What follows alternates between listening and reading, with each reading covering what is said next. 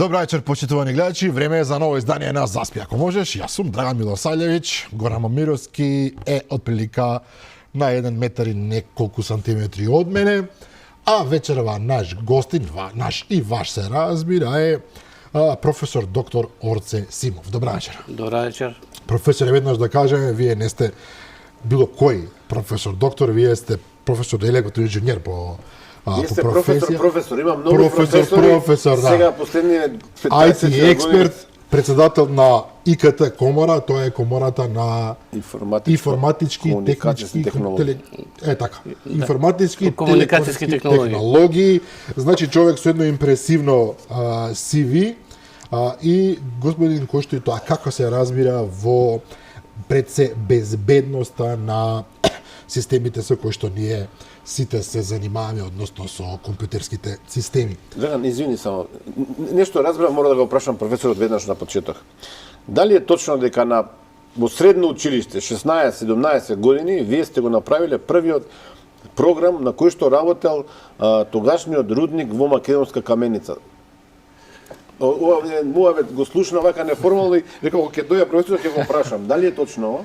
Да, точно е. Тоа беше јас кога бев в средно училиште, 89-90 година, тогаш работев прв софтвер кој што имам и заработено одредени средства од него. Тој софтвер беше изработен во Pascal, имаше собствена база на податоци кој што јас ја направив, не користеше некоја од постоечките бази на податоци кои што сега ние ги знаеме и се однесуваше на јавномерска служба или служба која што се грижи за тоа да ги измери или да ги дефинира точките и правците во како да се копа и во кој правец да се копа за да дојде до одредено рудно тело. Во рудникот во Македонска каменица. Да, во рудникот. Тоа го направите во средно училиште. Да. Во поранешна Југославија. Па добро, мора да сте биле многу самоуверен сега овака како да го објасниме. Или бил професорот гениален. Да се осмелите да им направите, ако затоа што колку што знам во рудник не смее да има грешки. Таму се работи за човечки животи, таму се работи за динамити, за експлозиви, за... Не сум многу самоуверен, стално проверувам нешто што и како го проверувам една работа и за која што сум сигурен од повеќе страни. Инаку, да, тоа беше прилично комплициран софтвер, затоа што и во тогашен разговор сега, како што се сеќавам со директорот на рудникот, ми беше посочено дека 1 метар погрешка ископан тунел во рудник чини 1000 марки, така што мојата програма, ако погрешно пресмете ископа 100 метри, тоа би било штета од 100.000 марки.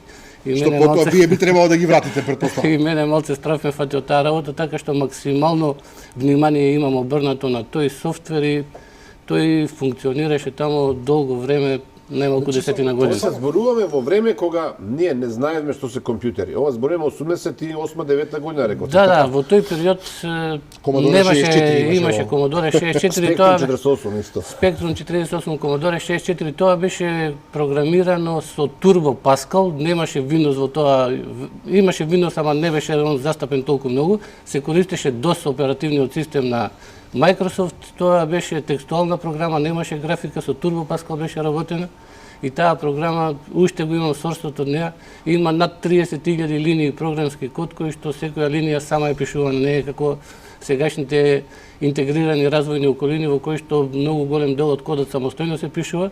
Таму требаше... Вие пишувавте 30.000 линии? Да.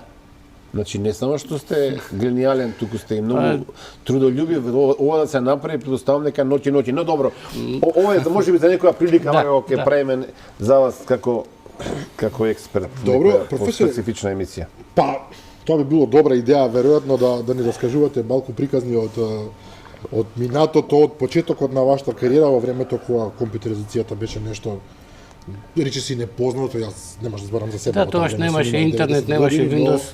Сосема други времења, апсолутно. Апсолутно, кога Горан морал да се јавува дома од јана, во не знам, преку 5 линии, но тоа е приказна за нешто друго. Само да кажам, пред неколку дена, почитувани гледачи, излезе на фамозна информација дека сме најнесреќни во Европа како нација. Сите ние, освен Горан Мировски, ова ќе го кажам, затоа што Горан смета дека е среќен, па го подигнува малку просекот. Да кажеме причината, денеска земавме плата се и тоа е причина да се биде среќен. Да се биде среќен е причина да сте живи и здрави, е доволна причина да сте среќен. Но освен ова прашање, сосема случајно во еден разговор со професорот кога подготувавме емисија, дознавме една многу поважна информација од него и би сакал да ни објасните, професоре, малку по-конкретно, освен што сме очигледно несреќни како нација со причина, на извесен индекс на глобално ниво исто така поменуваме многу лошо кога е во прашање квалитетот на развојот на децата и нивните способности, нивниот човечки капитал за во иднина. Можете по-конкретно да ни кажете за тоа? Светска банка изработува еден индекс на човечки капитал или Human Capital Report.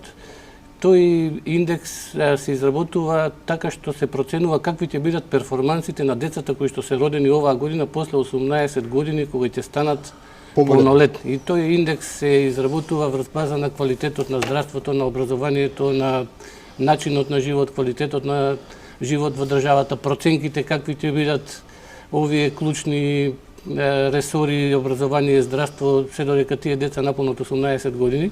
И ние сме на дното од Европа по индексот на тој Human Capital Report индекс. Нашиот индекс е 0,56 и Косово дури е пред нас, тоа има индекс 0,57 и сите останати држави од бившите југословенски простори се на тој индекс пред нас.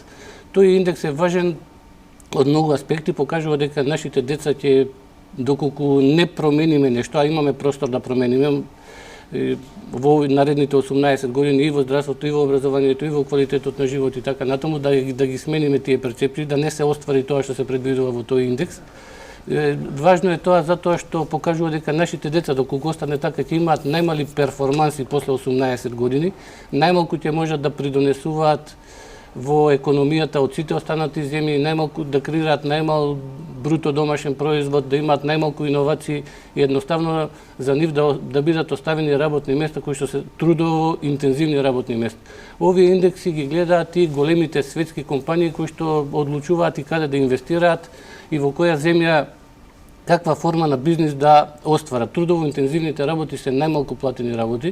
Тоа е физичка работа. Тоа е физичка работа. Тие работи се и први работи кои што се застигнати и ќе бидат заменети од роботите, од вештачката интелигенција, затоа што во последните години вештачката интелигенција е во голем подем, таа ќе направи големи промени во пазарот на труд.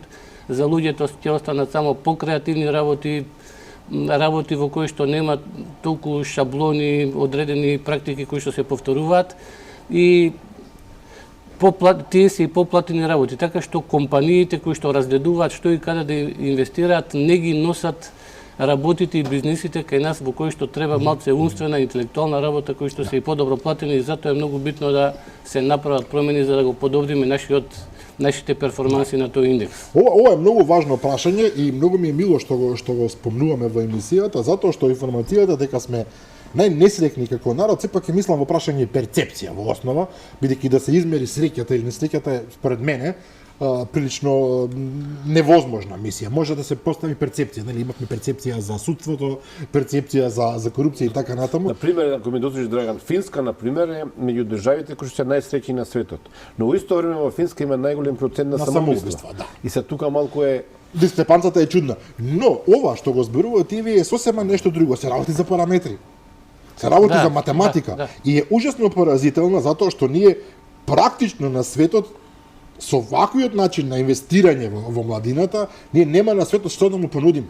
Ќе му понудиме како што велите физичка работна рака и ништо повеќе од тоа. Се работи за параметри кои што лесно можат и се мерат по одредени методологии, тие што они ги имаат, кои што се јавно објавени, според тие мерливи, чиста математика, според тие мерливи параметри ние се наоѓаме на тие позиции. На ниски гранки. На ниски гранки.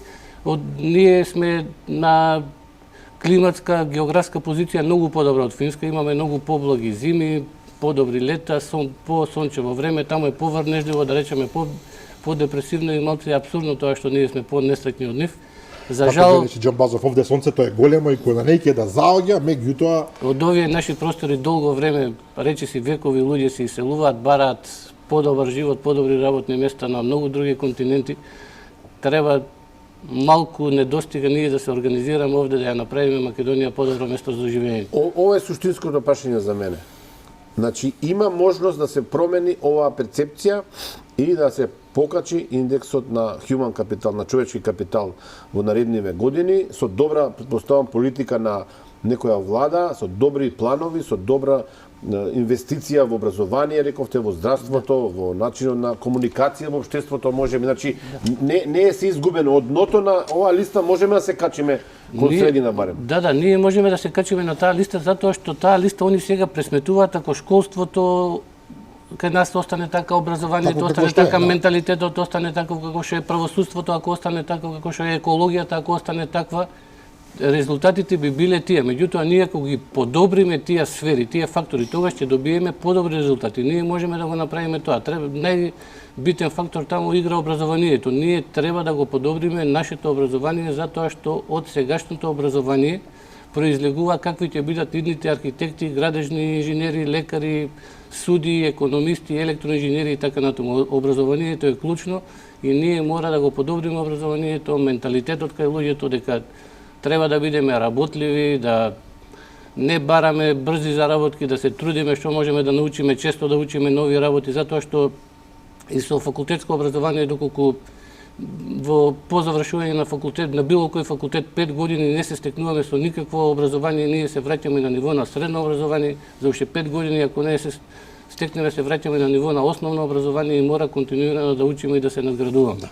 Професоре, пред да влеземе во она што ни е денеска примарна тема, кога зборуваме се разбира за IT секторот и за безбедноста на во овој сектор, морам да ве прашам, вие сте врвно образован и тоа во сектор кој што е исклучително добро платен на светско ниво и зборуваме токму сега за можноста на младите луѓе, вие сте се разбира сега професор и изграден човек, меѓутоа токму за вас е прашањето зашто вие не побегнавте на време. Со вашите перформанси можете да работите веројатно каде сакате по светот и да правите сериозни пари, да. Не знам да користам така терминот, меѓутоа тоа е тоа. Па јас имав... Може би е тешко прашање. Малце е тешко прашањето, да. Ја верував дека во Македонија е добра земја за живење, дека тука има простор за работење, дека треба да се остане овде и да се работи. Едно време пред 30 на години имав и јас некои идеи да емигрирам во Америка, меѓутоа се предомислив, не го остварив тоа, така што остана во Македонија. Тој облик некој на патриотизам, на здраворазумство, на што? Или се заедно се спои? Па се заедно, многу. Бидејќи зборуваме за работа која што во возможува, вие може да бидете со ваша работа секаде во светот. Има многу фактори кои што влијае на тоа. Сега сметам дека особено во IT секторот може и од Македонија многу добро да се работи и да се живее, особено со поинтензивната користење и примена на интернетот последните 25-30 години, практично за IT секторот се отворени вратите и портите кон цел свет и од Македонија. Било што може да се работи од Македонија, исто како да сте во странство. Тука пред се мислам и на развој на апликации, развој на софтвер, може да се работи се од Македонија, да се праќа преку интернет во странство, одржување на IT системи. Така што особено секторот за информатика, во секторот IT и информатика не гледам од финансиска гледна точка причини за иселување од Македонија. Сега многу луѓе кои што се од тој сектор, кои што се добро платени, за жал се иселуваат од Македонија не поради финансиски причини, туку поради други причини, не задоволство од функционирање. Системот не функционира, тоа сме го функционирање во системот. Например, нешто со даноците имаш, им се зголемуваат даноците на приходите на тие фриленсери, да ги кажам, луѓе што работат без работен однос, нели, на договор на дело, на некакви на фриленсерство. Имаше обиди за зголемување на персоналниот данок. Персоналниот данок кај нас е 10%, имаше обиди за зголемување на данокот на 18%, доколку се зема некоја плата поголема од одредена вредност. Тоа не би требало да биде така, затоа што негативно ќе влијае на IT индустријата, а ние можеме да ги зголемиме даноците, меѓутоа нема да бидеме конкурентни, затоа што со околните земји, ако се споредиме, тогаш ќе видиме дека ние плаќаме едни од највисоките придонеси. Македонија е земја што плаќа највисоките придонеси споредено со останатите 6-7 земји од Балканот и земјите од Западна Европа. Ние правевме и некои пресметки така што дополнително зголемување на персоналниот данок уште повеќе ќе зголеми таа разлика и ќе станеме неконкурентни. А инаку и со тоа што се плаќа 10% персонален данок во апсолутен износ, тие лица што земаат и поголема плата, плаќаат поголеми износи, не е исто 10% на 90.000 денари и на 20.000 денари. На 90.000 10% е 9.000 денари, на 20.000 е 2.000 денари, така што... А голем дел од овие луѓе работат од дома, не прават никаква штета за државата, никакви трошоци не прават и само одеднаш вие од го зголемувате дупло тоа што треба да го плати на државата и навистина е логично луѓето да се иритираат и да... IT индустријата може многу лесно да се премести од едно на друго место. Може да се премести компанијата во Бугарија, во Косово, во Србија, таму е 10% персоналниот данок, така што доколку... Па ќе го изгубиме и тоа што веќе го имаме. Ќе го изгубиме и тоа што го имаме, да. Професоре, вие се реков меѓу другото и експерт за IT безбедност, тоа е многу важно прашање, особено видовме колку е важно неодамна кога хакери, луѓе од црниот дел би рекол на интернет пространството влегоа во системот на ФЗО и практично го блокираа, таму остана десетици, веројатно стотици илјади адреси на луѓе, приватни информации кои што беа. Драган, милиони, колку 2 милиони, колку се осигуреници 2 на милиони ФЗО. осигуреници. Стотици илјади, можеби милиони, не сакам да вакво. Сите податоци наши што сме осигурани. Не знам колку се осигурени во Македонија, милиони 500.000 сигурно се. Сите податоци се таму. Сите луѓе се осигурани по некој основ и навработените се осигурани преку агенција за вработување, пензионерите се осигурани, децата преку нивните родители, така што има многу мал број на луѓе што не се осигурани. По некаков информација, тој имаше зборот информација дека ФЗО е хакирана од одредени анонимни, непознати лица во секој случај, и потоа се барани веројатно средства, па тоа отворено беше кажано од власта, дека отворено се барани од нив средства, некои велат во биткоини, значи сериозни средства за да го отклучат, за да го вратат во функционирање, покажа колку сме ние ранливи како држава на сериозни удари во IT секторот. Вие сте велам експерт за тоа прашање и би сакал можеби врз база на овој проблем што сите го видовме, а сигурно ги има и повеќе, да ни објасни што точно се случува во тој систем и како е возможно, еве јас на пример како човек што не знае, како лаик бев изненаден колку е слабо нивото на заштита на податоците на граѓаните на Македонија. Очекував дека некакви луѓе како вас, не знам, луѓе седат некаде во некакви маси и тамо све контролираат, прават, заштитуваат, блокираат, а всушност се покажа дека не е баш така. Информационите системи еволуираа многу последните 25 години и тие од затворени информациони системи кои што беа достапни само во рамките на организациите или компаниите се отворија спрема интернет и сите услуги што ги даваат, тие информациони системи станаат достапни спрема интернет. Интернетот во ваква форма како што е со некои помали или поголеми разлики од 1969 година, доста е стар да речеме, со поголема популарност доби после World Wide Web сервисот што беше развиен 1989 од Тим Бернерс-Ли, потоа се развија првите браусери и така натаму, меѓутоа неговата поголема популарност е последните 25 години и огромен е бенефитот од користење на интернет. Значи информационите системи се отворија према интернет, сите услуги што тие ги даваат према своите корисници станаа достапни преку интернет, најпрвим преку компјутери, преку браусери, во поново време со развојот и на смарт телефоните станаа достапни и преку интернет и тоа од една страна донесе до големи бенефити, меѓутоа од друга страна ги зголеми опасности, затоа што информационите системи и достапот до нив станаа достапни од илјадници километри далеко од било која точка на земјината топка. Така што со отварањето на информациони системи, нивниот развој, достапност преку интернет и дигитализација, во паралела треба да се оди и со информациона безбедност и со заштита на информационите системи. Нападите се огромни, може да се случуваат од разни групи или поединци со различни мотиви, од политички мотиви, финансиски мотиви или од чиста љубопитност, меѓутоа достапноста на услугите на информационите системи преку интернет и дигитализацијата, доколку не е пратена со информациона безбедност, ќе не одведе кон сигурна катастрофа. Во случајот со Фондот за здравство се спомна во јавноста дека се работи за ransomware напад. Тоа е еден... Што значи тоа? Рансом е откуп. Ransomware е барање на откуп за декриптирање на податоците. Напаѓа во овој тип на напад, на компјутерски напад, се криптираат податоците на жртвата на нападот, се заклучуваат со криптографија која што со информатички средства не може да биде отклучена доколку не се знае клучот. Доколку се користи, например, 256 битна криптографија, бројот на можни комбинации е 2 на 256. Тоа е со бројки изразено 1,15 по 10 на 77. Значи, бројот на комбинација е со 77 нули. Тоа не е возможно да се пробие. Бесконечно. Тоа е практично бесконечно, затоа што... Па не е бесконечно, ама оди и баре. Многу Блиску до бесконечност врз база на тоа што може да се процесира и да се направи со денешните компјутерски системи. Например, најбрзиот суперкомпјутер во светот извршува 10 на 18 операции. Значи, на него му треба 10 на 77 поделено со 10 на 18, тоа е 10 на 59 секунди. 10 на 59 секунди или у години е поделено со 31 милион секунди има во една година, значи 10 на 50 години. Тоа е далеку подолго време од постоењето на универзумот кој што постои 14-15 години. Значи, од информатичка гледна точка тоа не може да се бесконечно.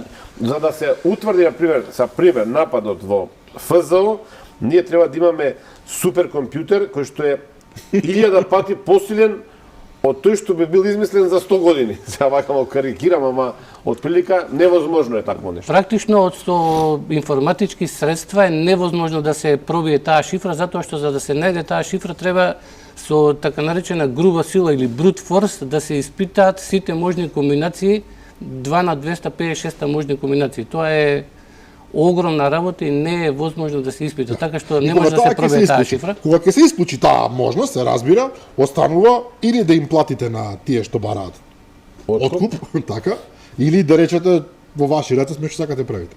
Или има и нешто трето. Па тука има неколку варијанти. Најдобрата варијанта е доколку дојде најдобра варијанта е да се системот да се штити да не дојде до напад. Сега тоа е сосема друго да, прашање. и најзаштитените системи во одредени случаи може да се случи некаков напад, затоа мора да има планови за информациона безбедност, како да се штити бизнисот, да се имплементира така наречена архитектура на информациона безбедност која ќе обезбеди континуитет на бизнис операциите. Може ли да ни го објасните малку попрактично, бидејќи во теорија љубовта убаво звучи, малку поинако е во пракса. Значи да, заштита на информации и на физички лица, претпоставувам, и на компании, на државни институции, меѓутоа вие велите системот е така направен бидејќи се отворени сите кон интернетот, што речиси не постои совршена заштита, но постои веројатно подобра од таа што имаме сега. Не постои совршена заштита, но можат да се имплементираат многу механизми кои што ќе ја зголемат безбедноста и во таков случај еви кога се случил нападот и кога податоците се криптирани, тогаш најдобрата можна варијанта е од бекап на податоци да се реконструира целиот систем, да се вратат. Имате бекап. Ако имате бекап, ама ако немате. И тоа е, професоре, се извинувам, клучното прашање. Јас не можев да поверувам кога ги слушавме објаснувањата од владата, од Фондот за здравство, Министерство за здравство, дека таква институција каде што се собираат податоци од рековме 1,5 милион, 1,800,000, не знаеме, огромен број, најголем дел од населението, да вие немате бекап. Јас сега повторно лаички. Бекапот на тие податоци претпоставам дека не е поголем од 10 тера, еден таков хард диск, нели, се продава за 1000 евра, значи 1000 евра нека е. Зошто некој претходно, тамо веројатно има паметни луѓе во Фондот за здравство, компаниите кои што работат со нив на одржување на мрежата на серверот, ти исто така се исклучително паметни луѓе. Зошто некој не ги зема сите податоци и да ги стави на еден хард диск, на 2, на 3 резерви да има и да ги става, да ги заклучат у сеф, никој да не може. Зошто тоа не е направено? Не можам да разберам. Треба да има политики, стандарди и процедури за информациона безбедност. Политиките треба да кажат дека одредена институција ќе се грижи за своите информациони системи, да кажат што ќе се направи доколку не се почитуваат тие политики за информациона безбедност, потоа да бидат предвидено стандарди. Во тие стандарди дека ќе се прават офлайн и онлайн бекапи. Битни се офлайн бекапите. Офлайн бекапите се направени на мемориски капацитети кои што не се поврзани на информационите системи. И не може никој да влезе таму. И доколку некој го нападне и навлезе во компјутерскиот систем, не може да ја криптира таа база, затоа што таа е офлайн и во моментот не е поврзана. И тие офлайн бекапи треба да се чуваат и на друга географска позиција, на друго место. Значи Фондот за здравство би можел тие офлайн бекапи да ги чува во Скопска подрачна служба која што и не е туку далеко од централата на фондот, можат да речеме најмалку еднаш неделно, да ги снимаат тие податоци на некакви екстерни уреди, да ги однесат, да ги чуваат таму и доколку се деси некаков таков инцидент, доколку се компрометирани тие онлайн бекапи, тогаш може да ги вратат податоците од тој офлайн бекап и максимум би се изгубиле податоците од една година. Инаку за такви големи информациони системи сега постојат, не сега, тие се и одамна веќе развиени технологии на виртуализација, каде што машините се наоѓаат на виртуелни системи. Практично целиот оперативен, тоа се виртуелни машини, оперативниот систем со целиот апликативен софтвер или база на податоци или било кој друг на софтвер е виртуелен и он се наоѓа во еден файл или во неколку фајлови. И бекапот на таквите машини се состои во тоа да се копираат тој еден файл или тие неколку фајлови и практично рестор би значило само да се копира тој файл од еден на друг компјутер и многу брзо би се вратил системот во функција доколку се користи виртуализација. Повторно ова теоретски убаво звучи, меѓутоа колку е тоа реално остварливо во нашите околности. Вака ми делува компликувано како што го кажувате. Дали е тоа? Мене напротив, имаме еден, не знам, облак ли како го викаат, клауд, нели, каде што се ставаат сите податоци, ќе ми спреса пред го грешам, тој облак правам копи пейст на компјутера што правим и го ставам на друг клауд.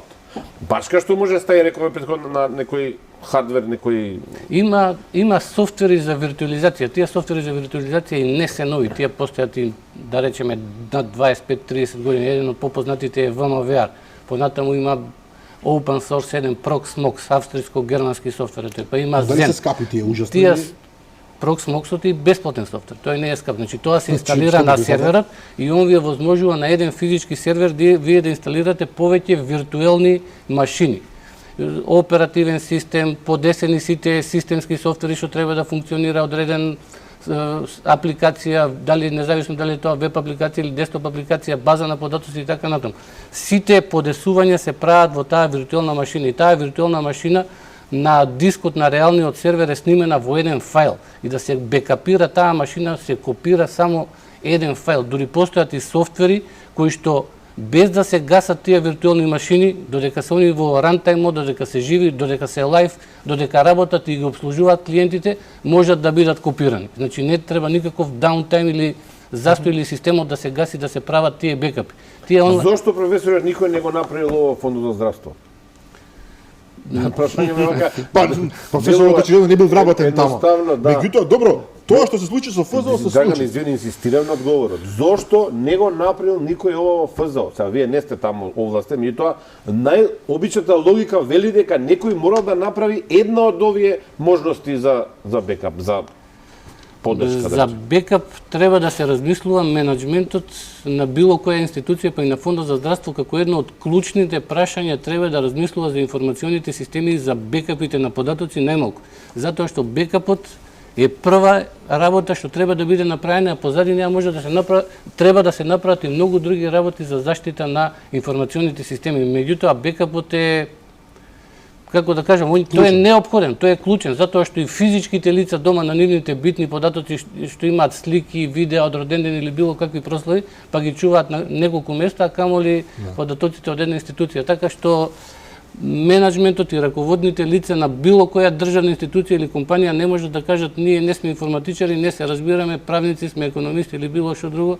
Нас таа работа не интересира. Значи мора да се размислува за тоа. Сега малце проблем е во државните институции што таму речиси нема функционален сектор за информатика.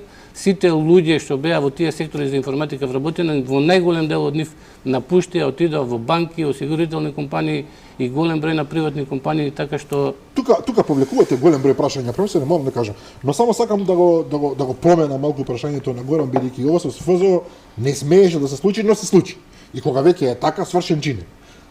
Другите институции, колку и да ги има во Македонија, сите се, теоретски барем, под истата закана. Па и ФЗО, откако е поправен, така како ги спасиле податоците, гарантирали некој дека повторно нема да му се случило. Зарем тие работа, Драган, да не направиле сега бекап. Затоа што оние професионалци што го прават тоа, зборуваме за хакерите кои што напаѓаат. Ако зеле пари, како што се зборува во кулуарите, веројатно ќе викат за месец дена зашто не го направи истото. Ќе ги блокирам платете ми, ако не. Никаква гаранција нема дека тоа нема да се повтори. Информационата безбедност се базира на три принципи. Има доверливост, достапност и интегритет на информационите системи. Доверливоста е нарушена ако неовластени лица пристапуваат кон базите на податоци, достапноста ако информациониот систем не е достапен за корисниците и интегритетот е можеби еден од најопасните. Тоа значи дека неовластени лица што немаат право на ги менуваат, бришаат или додаваат податоците. И тоа тоа се случува очигледно. Па ние сега според тоа што го знаеме за Фондот за здравство немаме информација дека дошло до нарушување на интегритетот, на доверливоста најверојатно дошло, меѓутоа достапноста сигурно беше нарушена затоа што информациониот систем над 20 дена не беше во функција. Значи тој не беше достапен за своите корисници. Вработените во секој информационен напад на информационите системи носи до финансиска загуба. Овде 20 дена вработените на Фондот за здравство не можеа да работат. Значи тие одеа на работа, земаа плата, меѓутоа не можеа да ги извршуваат своите обврски. Не работат. А стотици илјади милион, како што вели. Дополнително здравствените организации не можеа да ги извршат сите своји функции, матичните лекари не можеа да пријавуваат пациенти. Може да препишат лек. Лековите ги припишуваат затоа што за среќа рецептите не одеа преку Фондот за здравство, туку останаа во мој термин, иако се менуваше еден закон, таму они сакаа да ги земат, што беше исто така погрешно решение. Направен е мој термин и преку него веќе Управата за електронско здравство управува со здравствените податоци, рецептите, упадите, боледувањата, сите функционираат преку мој термин и среќа е што рецептите не беа преземени од Фондот за здравство, инаку проблемот ја беше многу поголем, немаше да може да се препишуваат рецепти. За луѓе кои што тоа им е нужно, ќе беше страшно. Добро, но второто прашање што го закатнавте самиот професоре, рековте од државните институции се заминаа голем број на IT експерти. Од друга страна, опште впечатокот, или можеби само моје, поправете ме ако грешам, дека во Македонија огромен број на луѓе се префрлија токму во IT секторот затоа што е податлив, луѓето веруваат дека лесно се влегува во таа приказна, релативно со неколку семинари, со неколку одења на, како се викаат тие, на курсеви, станувате IT експерти, потоа работите, земате пари. Јас имам впечаток дека секој трет во држава е IT експерт и се нешто работат, нешто заработуваат, се фала дека супер и моди, а вие велите ги напуштија државните институции, зарем не може да се најдат нови, не знам. Оглас сега, јас ова го апсолутно лаички ве зборам. Информатиката и преку интернетот овозможува да можат работите да се работат од Македонија за било која земја во светот, за било која компанија од светот. Работите се извршуваат преку интернет, доколку се работи за одржување на некои информациони системи, тоа се прави од тука преку интернет. Софтвер исто така може да се изработува овде, да се праќа во странство за било која земја.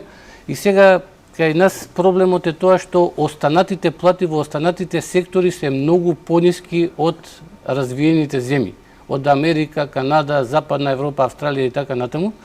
И во информатиката беа платите пониски, меѓутоа тоа што се овозможи да се работи преку интернет создаде можност, а таму платите се многу повисоки, создаде можност тие компании или институции од западните земји да дел од своите работи ги извршуваат во земји како што е Македонија и да заштедат во средство, да дадат пониски плати отколку што би платили за тие услуги таму во нивните земји, меѓутоа да дадат нешто поголема плата овде со кое што луѓето би биле пресреќни. Така што за еден лице со високо образование во државна институција, доколку платите што се предвидени се 30 до 35.000, веќе во IT секторот, затоа што да запад платите се даваат по 5-6 илјади евра или долари и така натаму, па за поквалитетни луѓе и повеќе, и за нив е исплатливо да дадат во Македонија 2000 или 2500 евра или долари за некој лице да работи, а истата работа може од овде да ја извршува. Така што затоа голем број луѓе, бидејќи информатиката овозможува да се работи од Македонија, се преквалификуваат и поминуваат во IT секторот. За тие што не се IT лица, што немаат факултети од областа на информационите технологии или компјутерски науки, да се од други професии, најлесен влез во IT светот е преку тој така наречен quality assurance или тестирање на софтвер или пак графика, веб дизајн, изработка на веб. Но тоа се разбира нема врска со заштита на безбедноста на системите, тоа нема шанса. Тие се многу покомплицирани работи. Тамо треба да се знаат многу повеќе работи, да се разбираат оперативни системи, мрежи, бази на податоци, така што тоа се многу покомплексни работи и многу луѓе кои што не се од IT секторот, тие влегуваат во други сфери кои што се многу полесни, да речеме, за нив треба помали разбирање на тоа како функционираат. Да, ја би се вратил, ако ми дозволите, на безбедноста на податоците, особено кај институциите, зашто лично за нас секој од нас си решава дали ќе купи антивирус програма, дали ќе направи бекап на некој друг компјутер или на не е важно. Мене ме интересира, ова Македонија со Фондот за здравство е според мене само врв на сантата мраз. Ние претходно имавме ситуации каде што наводно грчки хакери влегува на страната на Министерството за образование, чина во 2 наврати, во МНР ми се чини дека имаше исто така блокада. И тоа се вака бенигни работи, да речеме влегне, стави некоја порака политичка или не е важно. Но имавме ситуација, ова сега не знам колку беше официјално објавено, Министерството за земјоделие исто така со денови, да не речем со недели, беше под блокада и тоа во моментот кога требаше да се исплаќа субвенциите за земјоделците, па имаше некои шпекулации дека можеби се менуваат листите на земјоделците, дека се додавани, одземани и така натаму, никогаш тоа официјално никој не излезе. Претходно имавме на друга ситуација во Државната изборна комисија, падна системот, сега не знам јас повторно не раз. Да, тоа е Сакам да кажам, ние се соочуваме како систем информативен институционален со сериозен проблем и ова не е еден инцидент. Ова е цел систем кој што очигледно дека не функционира. Ние сега имаме околу 1500 државни институции и 85 општини во кои што секторите за информатика или ги нема или се прилично слаби, таму постојат некакви субстандардни, да ги наречеме систем сали.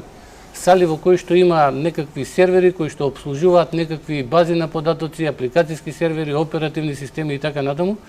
И за нив не се применуваат многу слаби стандарди или политики и процедури за информационна безбедност. Оперативните системи не се надградуваат, базите на податоци не се надградуваат, апликацијските сервери никој не ги надградува, антивирусни дефиниции не се имплементираат, фајерволи. Ама како така не се, професоре, како тоа не се надградуваат?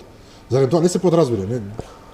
Па тоа се подразбира, меѓутоа доколку нема луѓе што можат да го прават тоа, едноставно грижата за таа работа се намалува.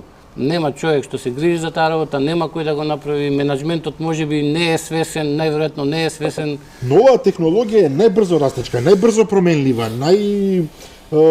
импулсивна, најенергична. Овдека буквално се подразбира, тој делот од нормалноста на вашите работни места, не знам само за вас се разбира, дека апгрейдот е апсолутно постојано неопходно, мора да се направи. Апгрейдот мора да се направи, мора да се следат форуми за безбедност на многу сајтови, особено во тој дарк веб, такви групи кои што се занимаваат со напаѓање и они разменуваат. Дарк веб тоа е скриен веб кој што не се гледа, не е како нормалниот веб кој што ние го посетуваме секој ден, тоа е скриен веб за кој што за да се пристапи до него се потребни некои други програми, VPN и некакви програми, посебни браузери преку кои што може да се пристапи до него. Тоа е скриен веб и се користи. Така?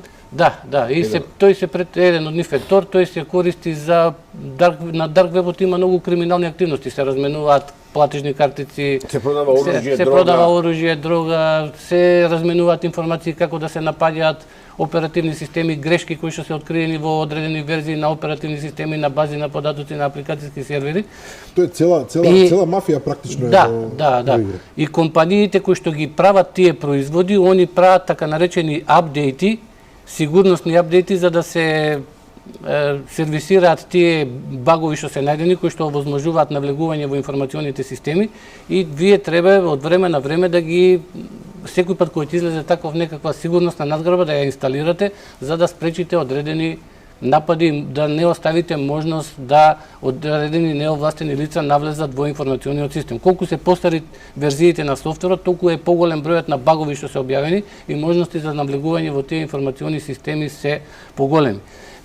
Состојбата со IT секторот во државните институции кај нас е прилично лоша, така што тука треба да се размислува за некои други решенија. Наместо да се градат 1500 систем сали во секоја државна институција и тие да не можат да се одржуваат, добро е да се направи државен дата центар и од него да се обслужуваат сите потреби на државните институции во Македонија, вклучувајќи ги и единиците на локалната самоуправа. Под прашање, ако се направи државен дата центар, и во него биле податоците за сите 1500, како што велите институции или колку и да се во државава, нели постои можност добар хакер, добар мајстор од дарк вебот токму таму да удри и потоа да ги има податоците за сите, или тоа не е возможно?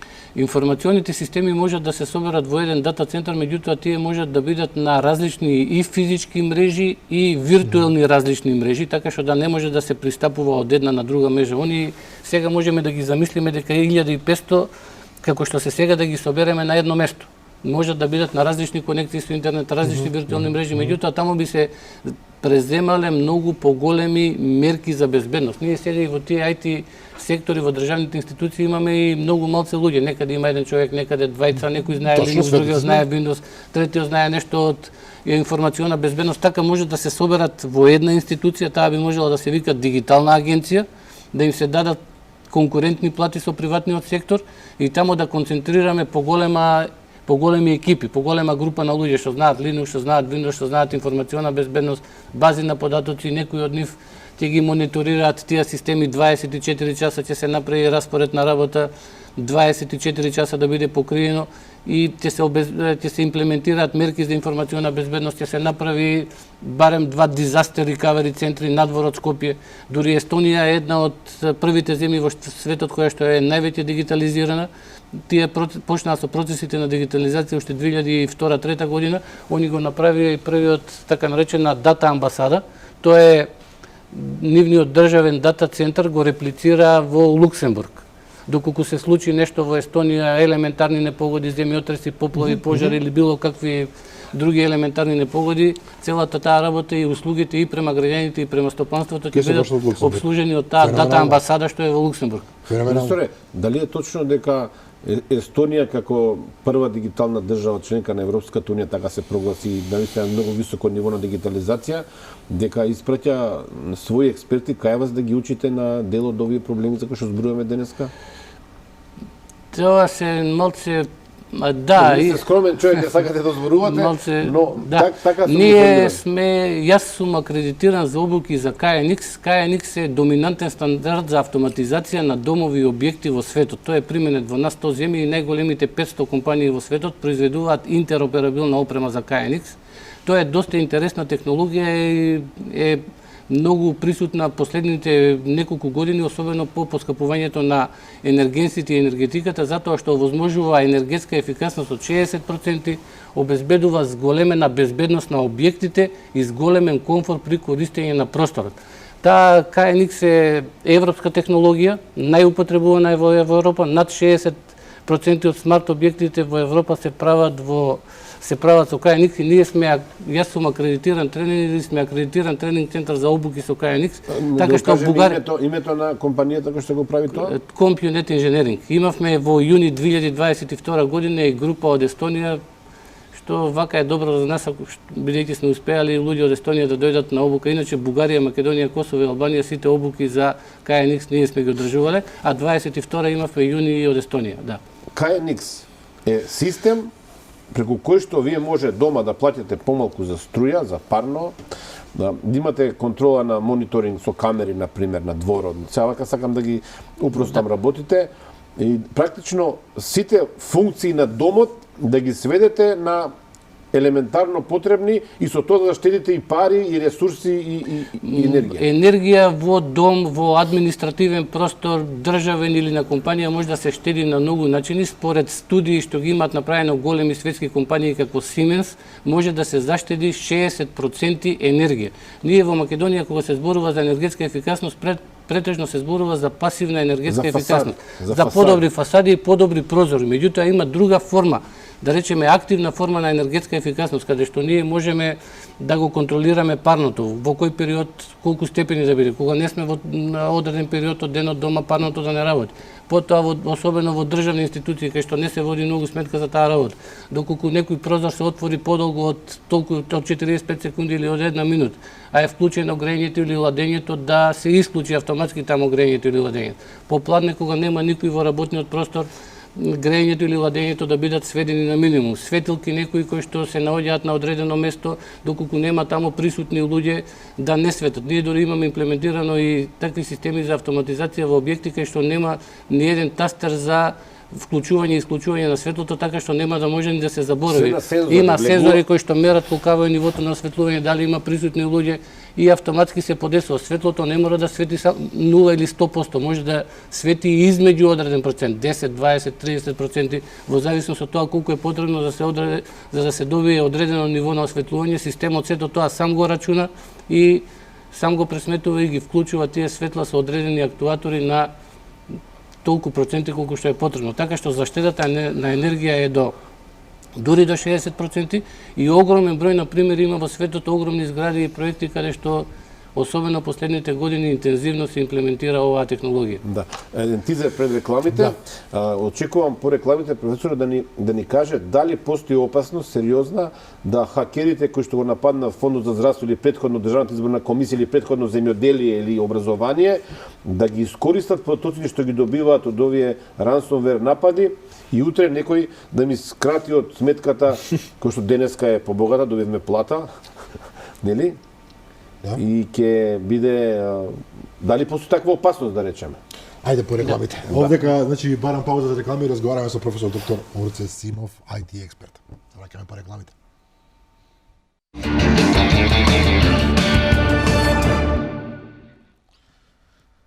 Продолжуваме со ултра интересниот разговор со професор доктор Орце Симов, IT експерт. Меѓу другото, Горан пред почетокот на рекламите загатна едно многу важно прашање. Па да, ме интересира дали луѓето што ги земале моите податоци од Фондот за здравство, например, се надам дека не виделе во сметката колку пари имам, да не се срамиме, нели? Твоите милиони, Горан, твоите милиони да не ги собрале. Да.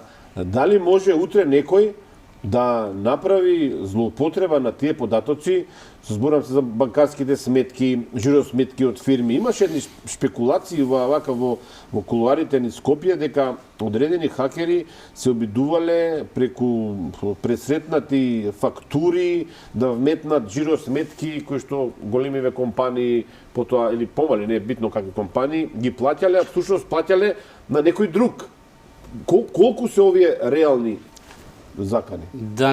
Да се надеваме дека не ги земале податоците и немале јавно да ги објават, инаку навлегувањето во туѓи информациони системи може да биде од разни причини, може да биде од љубопитност. Некои незлонамерни да пробаат да навлезат да видат дали можат или евентуално да прочитаат некакви документи. После тоа може да биде од политички причини, некој да шири некаква пропаганда или страф и така натаму. Потоа може да биде од финансиска причина. Некој да навлезе во информациониот систем, да го блокира работењето на одредена институција или одредена компанија додека другите конкурентни компании работат, или пак од тамо да земе некакви информации кои што би можел понатаму да ги продаде. Може да бидат, да речеме, доколку се земат податоци за картици за плаќање, тие може да бидат продадени на тој дарк веб. Вакви медицински податоци доколку се земат може да бидат објавени или пак институцијата или компанијата од која што се земени да биде уцената да и биде побарана одредена сума на финансиска средства за да не ги објават податоците. Така што во овој случај се надевам дека нема да дојде до или не дошло до превземање на податоците од Фондот за здравство. Но ово станува само надеж. А ако се случило? Тогаш чорва Македонче. Па, ако се случило, можно е да се објават некаде и да се појават или на Dark Web или на некаков друг сајт да се појават податоците за сите лица од Македонија, за нивни лични податоци и така натаму. Професоре, едно од најважните прашања за сите нас е ова што се случуваше последниве месеци, а запре на нејасен начин, именно постојаните дојави закани за бомби пред се во училиштата, во основните и во средните училишта, меѓутоа и во еден куп институции, не знам, во Мано имаше закани за бомби, по болници, по значи во еден куп институции, но пред се во училиштата, што е неверојатно страшно, затоа што децата постојано беа вадени од училишните клупи, си одеа дома, потоа работеа на не знам, преку онлайн и така натаму, што нема врска со реално образование. А зборот ми е, Министерството за внатрешни работи и министерот конкретно Олеј Спасовски постојано велеше таква е ситуацијата, не може да им се влезе во трага на овие терористи, како да ги наречеме, поинаку луѓе што ја малтретираат, дигитални терористи кои што постојано се закануваат со бомби, нешто што да сите ќе речеме најверојатно нема бомби, фала Богу што ги нема, меѓутоа никогаш не знаете. Толку не може да се најдат, повторно ова лаички ги поставиме прашање, толку не може да се дојде до тие ликови? Тоа е една од тие причини за напади, може политички причини или некои други причини да внесат страв во општеството. Финансиски не чини исто така многу, како што спомна и Горан, за тие фактури што може да се заменат middlemen, так нефункционирање на сите тие работи чинат финансиски средства. Ова со училиштата нас финансиски не чини, затоа што кога ќе има дојава на бомба во некој училиште, децата сите си одат дома, не се одржува настава, тоа и дополнително го намалува квалитетот на нашето образование и дополнително ги влошува тие параметри за кои што зборувавме на почетокот на емисијата. Сега не чини директно финансиски, затоа што таму полиција доаѓа со нивни вработени, па проверуваат, испитуваат и така натаму, а не чини индиректно, затоа што децата се здобиле со намалено ниво на образование. Сега се сетив и за еден податок, например во светот е истражено колку ќе ги чини децата што одеа на училиште 2020 година, кога имаше ковид и кога имаше онлайн образование. Се направија проценки дека тие лица што одеа на училиште и на факултет, основно училиште, средно образование и факултет 2020 година, затоа што има онлайн настава која што е понеквалитетна од остатната настава, во нивниот животен век се заработат 10.000 милиарди долари помалку. Боже ми. Значи тоа нефункционирање на нашето образование исто така може да се процени и тоа ќе чини одредени финансиски средства во иднина кога тие деца сега што одат на училиште ќе треба да работат. Значи финансиска штета тука имаме ние голема, а и директна и индиректна, а тоа како што е сега поставен интернетот е доколку тие лица што го прават тоа се стручни и малку од малку да се стручни, речиси невозможно да се открие кои ги праќа тие имејл пораки. Затоа што можат, сега во светот има повеќе системи што обезбедуваат високо ниво на анонимност и доколку они ги користат тие системи, не е можно да се пронајде пронаоѓачот, да се најде на кој ги испраќачот на тие имејл пораки. Прашање, зошто ова се случува најчесто во земји како нас, значи недоволно развиени и во оваа технолошка гранка, имено закани за бомби имате во Србија, во Босна, во Црна Гора, во Македонија, не знам во Албанија дали има, зошто нема во Германија? Не знам зошто нема во Данска. Ако никако не може да ги најдат тие луѓе. Како што е сега поставен интернетот, не се знае одредена имејл адреса кое лице ја има регистрирано и кој може да ја користи. Дополнително има мрежи низ кои што поминуваат тие реквести за праќање на имејл пораките, така што тоа не може да се следи. И од една страна ние имаме, поради ваквите работи, имаме некоја борба од државните институции да се намалува нивото на приватност на интернет, од друга страна пак имаме групи кои што се борат за приватност и прават такви системи кои што овозможуваат анонимност. Сега зашто во овие тука треба да се делува можеби на други начини, да се прави проценка на тие работи, кој би можел да ги праќа тие имејл пораки, каква е неговата причина за тоа, дали е политичка, дали е некоја геостратешка причина и на некаков друг начин да се доаѓа, дали се пари прашање, на друг начин да се доаѓа до информација кои би биле можни тие групи што ги прават тие активности. Инаку треба само да потсетам дека пред 5-6 години во два наврати во Германија имаше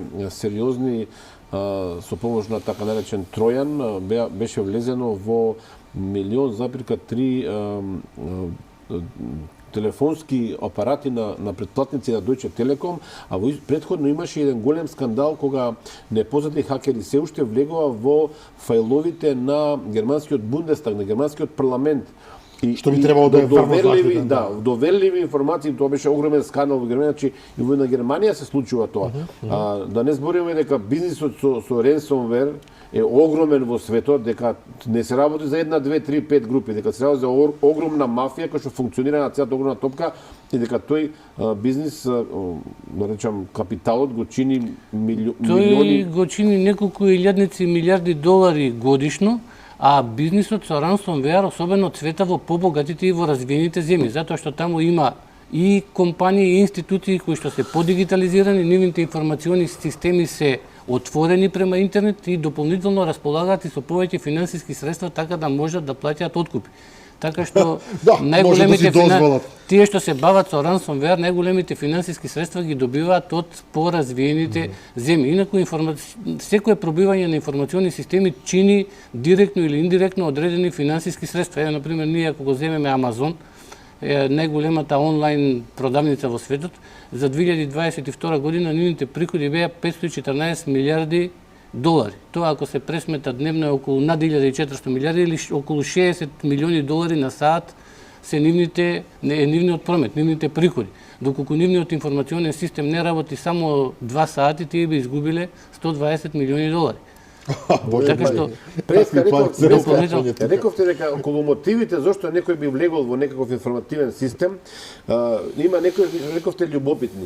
И се ми текнува на еден мој пријател скопјанец, кој што од време на време знаеше до пред неколку години да каже тој портал, тоа институција има глич или баг, да, тоа е баг. Глич или баг, и тој сега ги поврзувал моменти, ја претпоставам дека тој од љубопитство си влегувал во системите и гледал колку е несовршен системот, дека најголем дел од македонските државни институции воопшто немале антивирус, дека воопшто немале никаква заштита на своите податоци. Да, има луѓе што навлегуваат од љубопитство, ја не препорачувам никој да навлегува ниту од љубопитство. Љубопитни аматери се тоа. Да не се користат такви пракси и практики, затоа што тоа и во Македонија е кривишно дело.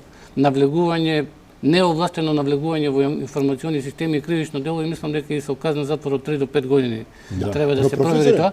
Сега само извинете, и тоа навлегување од љубопитство, иако не е злонамерно, не сака да направи некаква штета, можеби од ненамерно поради користење на некаков софтвер може да направи некаква штета, така што не е сигурно дека ќе помине само со гледање или на пробување на своите знаења. Но ова што ја тогаш мислам дека лаже, но ова што го кажувате сега испаѓате дека и тоа е можно. Но ова е побенигниот дел. Запревме кај многу поопасниот и именно вистинскиот канцер, овие што точно знаат што прават и бараат пари. Вие го споменавте Амазон, Джеф Безос е еден од 20 најбогати луѓе во светот и тој веројатно лесно може да си дозволи да даде 50 милиони долари откуп кога него тоа му е еден час работа на неговите компании, меѓутоа во земји како Македонија, каде што 10.000 евра се многу пари, не е тоа така едноставно. Ние не можеме да си дозволиме, вие велите силните светски компании или големите држави постојано се на удар, меѓутоа тие може да си дозволат, тоа нема да ни го почувствуваат реално. Причините за напади меѓу другото се и финансиски причини. Може да биде причина индустријска шпионажа, да се здобие некој со некакви истражувања на некоја компанија, со развој на некакви технологии, на вештачка интелигенција, на оперативни системи, на дизел. Па тоа ние немаме тоа за да го правиме. За жал немаме такви компании, кај нас индустријска шпионажа не верувам дека се случува, пошто немаме некоја технологија во светот што е... Имаме една во Прилеп, добро, имаме. Да, имаме Microsoft Прилеп, што е добра компанија што развива. Не, има и други, да, ама не е нешто на масовно, да речеме, високотехнолошки компании малку. Сега, кај нас може да, доколку дојде до напади, најчести се тие ransomware напади, да се бара откуп од компаниите и многу компании кои што не обрнуваат и многу не обрнуваат внимание на информационата безбедност, нивните податоци може да бидат заклучени, тие би требало да имаат, да применуваат одредени мерки за безбедност, да најпрви не да чуваат бекапи на податоци, тие бекапи на податоци да бидат на некои екстерни хард дискови, да не се приклучени на компјутери кои што се цело време на интернет, понатоа да му во зависност од големината на компанијата да има firewall.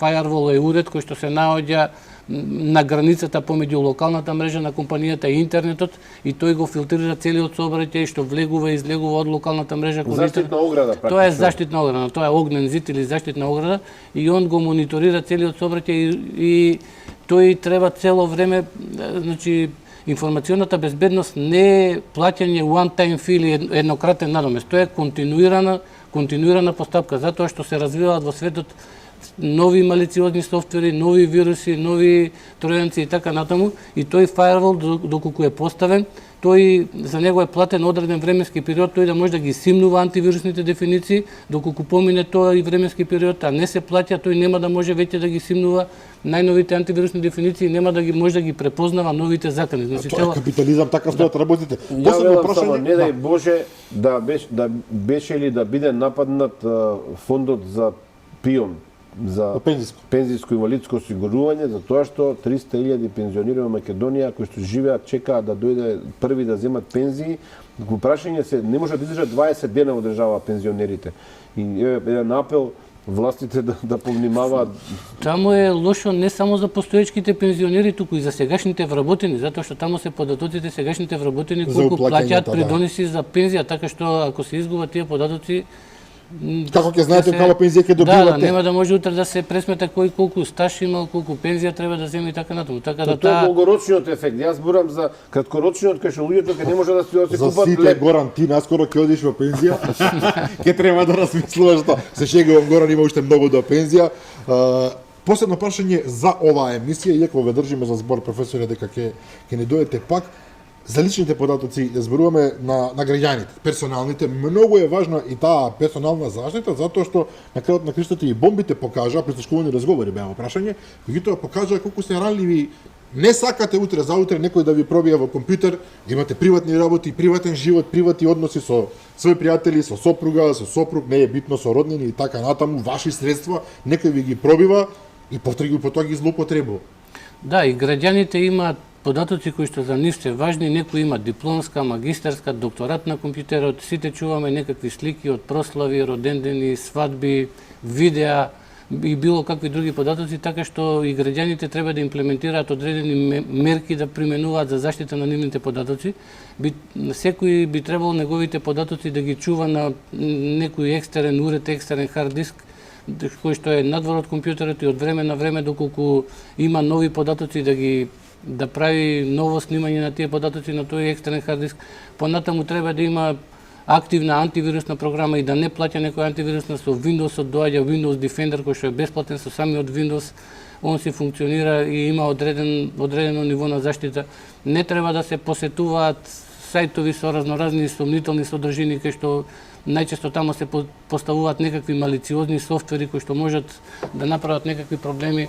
Понатаму треба да внимаваме, треба да се препознаваат одредени екстензии на фајлови. Например, некој ви праќа некаков фајл и вика еве го документот што ви го баравте или еве вашата фактура, а тоа да биде некаква извршна програма. Извршните програми имаат .exe екстензија, тоа значи executable или извршно, а PDF-от има .pdf, Word-от има .doc и така натаму. Треба да ги препознаваме тие екстензии, дали е тоа некаква извршна програма, понатаму со торенти, кога симнуваме разноразни филмови, многу често се случува на тој начин и се шират тие малициозни бекдор програми и ransomware. Додека симнувате филм, вие всушност симнувате. Додека симнувате филм, може да симнувате некаков вирус, да ви каже еве сега доколку сакате да го гледате тој филм, треба да го инсталирате тој кодек. И всушност не инсталирате кодек, туку некаква малициозна програма која што може да биде ransomware, да ви го криптира компјутерот, или па некоја бекдор програма која што возможува преку некој сокет од надвор, преку клиент сервер архитектура, да се најави на тој сервис што е инсталиран на вашиот компјутер и да пристапи до целата фајлова структура и да може да ви ги земе сите податоци. Професор Росте Сима, ви благодариме за гостувањето вечерва, прилично стручно, меѓутоа многу корисно, ни останувате должен. Еве да ви кажам веднаш и за блокчейн, и за криптовалути, сакаме да зборуваме со вас за дигитална трансформација на компаниите и така натаму. За сега ви благодариме, беше задоволство. Благодарам многу и на вас за поканата. Да, тоа беше се за вечерва, почитувани гледачи. Утре во 15 часа знаете репризно издание на оваа емисија, а јас ви посакувам пријатна ноќ.